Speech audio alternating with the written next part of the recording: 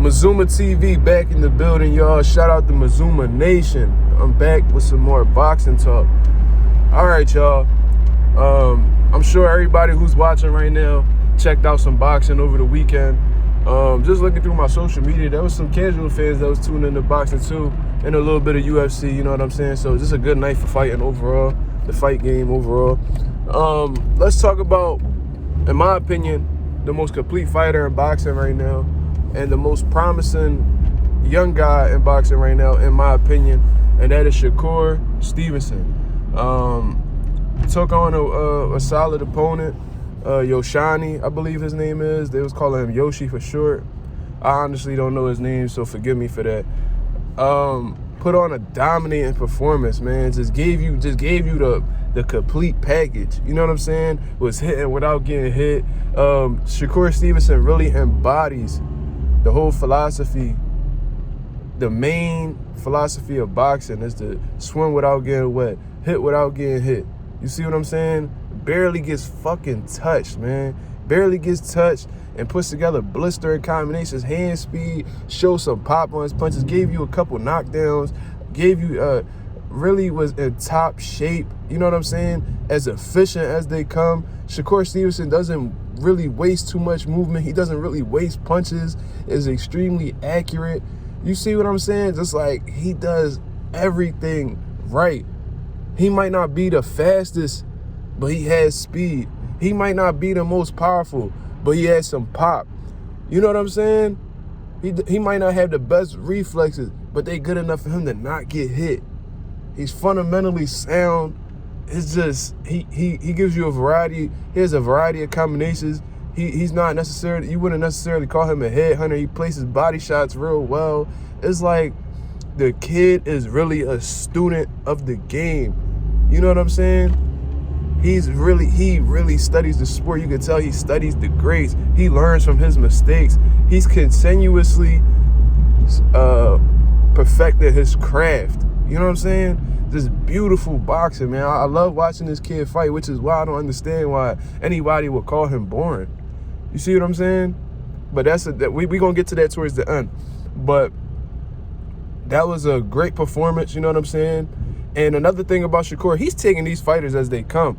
And when a fighter is in that situation where a lot of guys aren't willing to step in the ring with him, what is he supposed to do? Remain inactive? Like, I don't be understanding a lot of these so-called fans' position. Like, I don't be understanding their opinions sometimes. It's like, you know, Cepeda didn't want to fight him. You know that Isaac Cruz didn't want to fight him. Y'all know George Kambosos didn't want to fight him. There's so many guys, and then like the top guys like Devin Haney, they got fights coming up. You know what I'm saying? So they occupy right now. It's not like they can fight two motherfuckers at one time. So it's like, what do y'all expect? You know what I'm saying?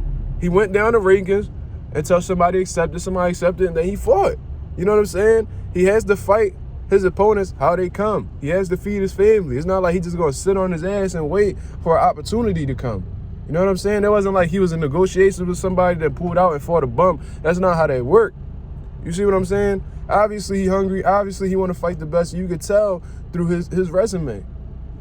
Fighting Valdez, who had a spectacular performance, coming off of Miguel Burchell.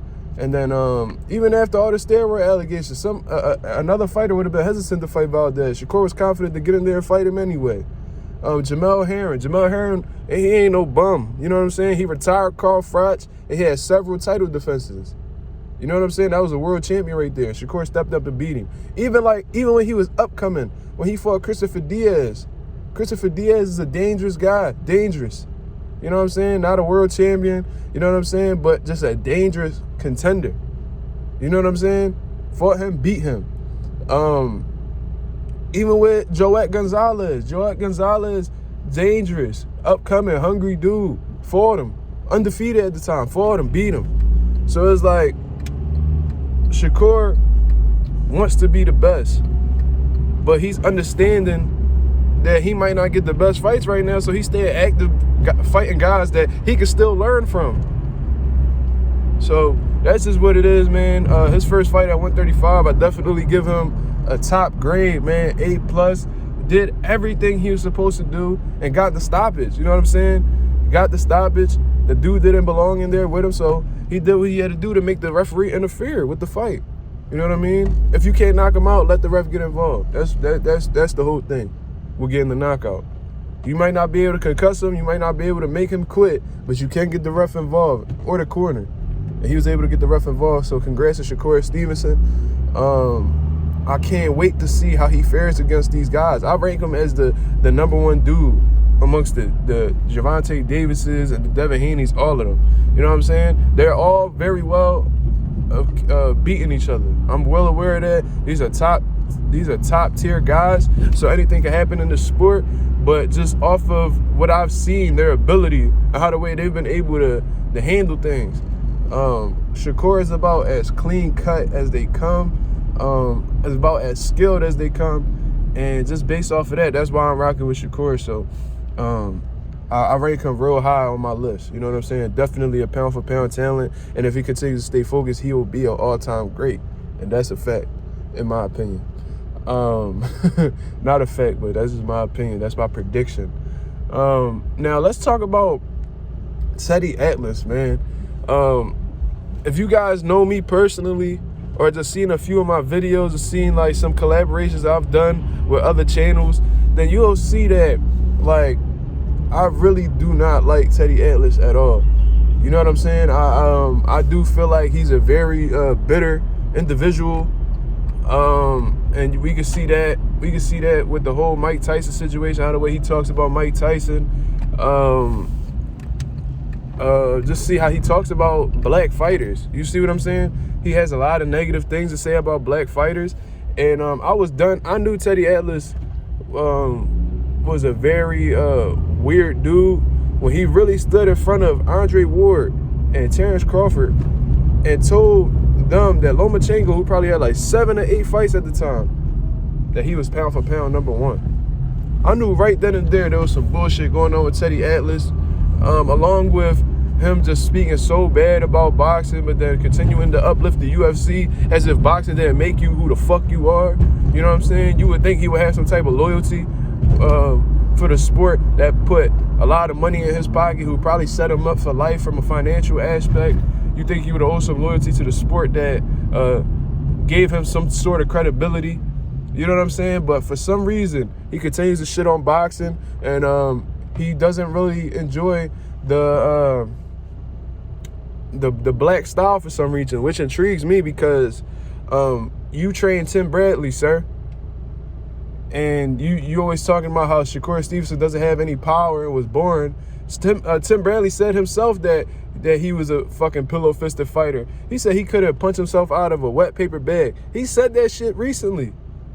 So if you feel that way about Shakur Stevenson, who's getting knockdowns and getting stoppages, then how the fuck do you feel about a guy that you trained in Tim Bradley? Did you feel like he was boring? Did you feel that way? Or maybe you did feel that way, or maybe you were just looking for the check. So in my opinion, Teddy Atlas is a very bitter dude.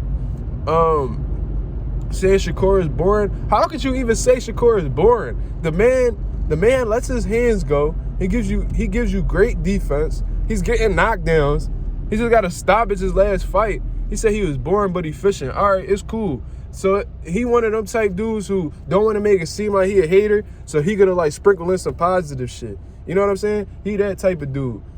He's a fucking clown, bro. I really do not like Teddy Atlas at all. Very, very like jealous dude. Just a negative soul, man. Just an overall negative soul. And I think he's just an overrated trainer for real. You know what I'm saying? Like, I really feel like he the type dude to think his shit don't stink. Like, he really think like he's just one of the greatest trainers of all time when he's never, from my opinion, built a world champion. A lot of the guys that he trained was already built. You know what I'm saying? A lot of the guys that he worked with was already champion, or he collaborated with a guy who actually built them from the ground up, like Cuss. You know what I'm saying? That's just what I think of Teddy Atlas. And I would love for anybody to disprove what I'm saying. So, you know what I mean? I just don't understand why he could talk about Shakur and why he's been continuously calling Shakur boring and other black fighters boring. But then you praise guys who have slick outboxing styles like Lomachenko. Somehow they're the most exciting fighters on the fucking planet.